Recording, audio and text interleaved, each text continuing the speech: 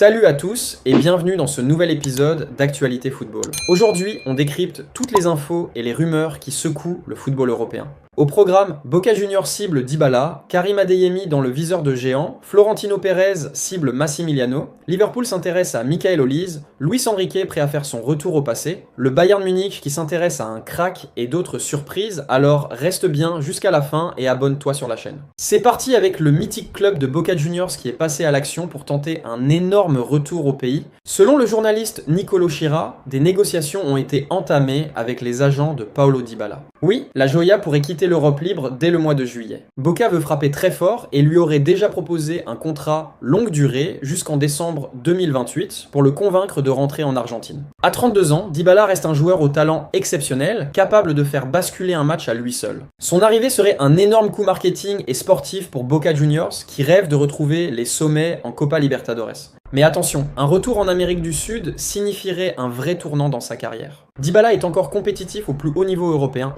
Va-t-il privilégier le cœur ou continuer l'aventure en Europe ? Le dossier est lancé et il risque de faire beaucoup de bruit dans les prochaines semaines. Alors, dites-moi en commentaire, Dybala à Boca, bonne ou mauvaise idée ? Et de l'autre côté, selon El Nacional, Luis Enrique, actuellement sur le banc du Paris Saint-Germain, serait ouvert à un retour au FC Barcelona en 2027. L'ancien coach Blaugrana, qui avait remporté la Ligue des Champions en 2015, n'aurait jamais totalement fermé la porte à un comeback au Camp Nou. Et ce n'est pas tout. Luis Enrique aurait même déjà fait savoir qu'il pourrait tenter de convaincre Bradley Barcola de le suivre en Catalogne. L'ailier français, devenu un élément important du PSG, pourrait donc se retrouver au cœur d'un énorme dossier mercato si ce scénario venait à se confirmer. Mais pendant ce temps-là, l'avenir du banc catalan est loin d'être stable. D'après Marca, Hansi Flick envisagerait de démissionner à la fin de la saison 2025-2026, à une condition, si Joan Laporta perd les élections présidentielles face à Victor Font. Autrement dit, l'avenir du Barça pourrait dépendre autant du terrain que des urnes. Entre possible retour de Luis Enrique et incertitude autour de Flick, les prochains mois s'annoncent décisifs en Catalogne.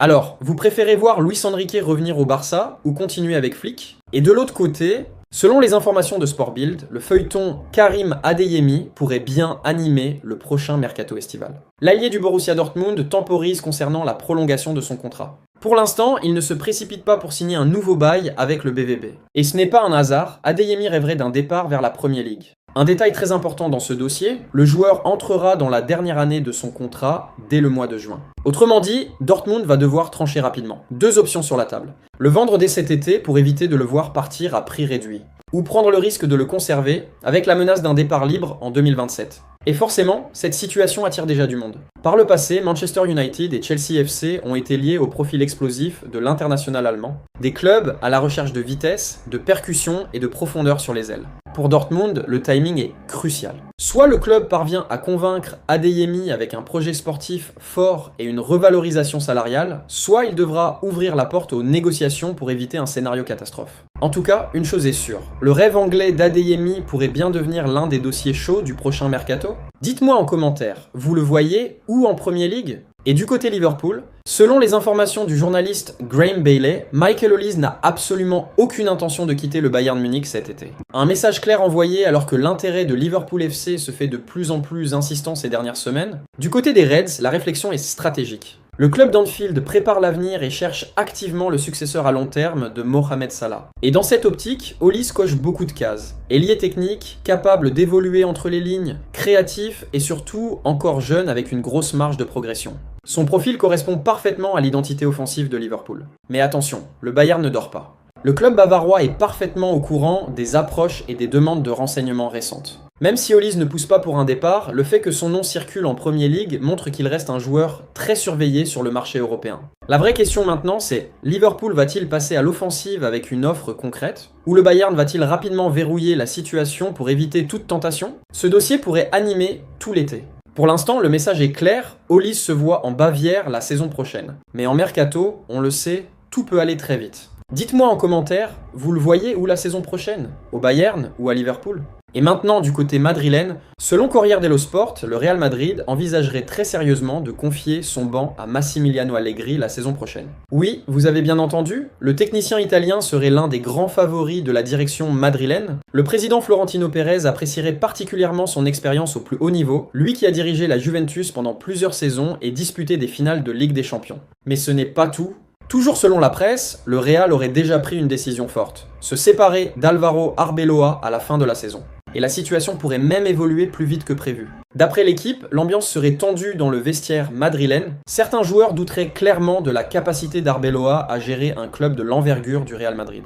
Une source proche du vestiaire affirme même que si les résultats ne s'améliorent pas rapidement, l'entraîneur espagnol pourrait ne pas terminer la saison. Autrement dit, la pression est maximale. Ce qui renforce encore la piste Allegri, c'est que la direction madrilène l'admire depuis longtemps. Ce n'est pas la première fois que son nom circule du côté du Santiago Bernabéu. Le club aurait déjà tenté de le recruter par le passé. Alors, simple rumeur ou véritable révolution en préparation à Madrid? Une chose est sûre, les prochaines semaines seront décisives pour l'avenir du banc merengue.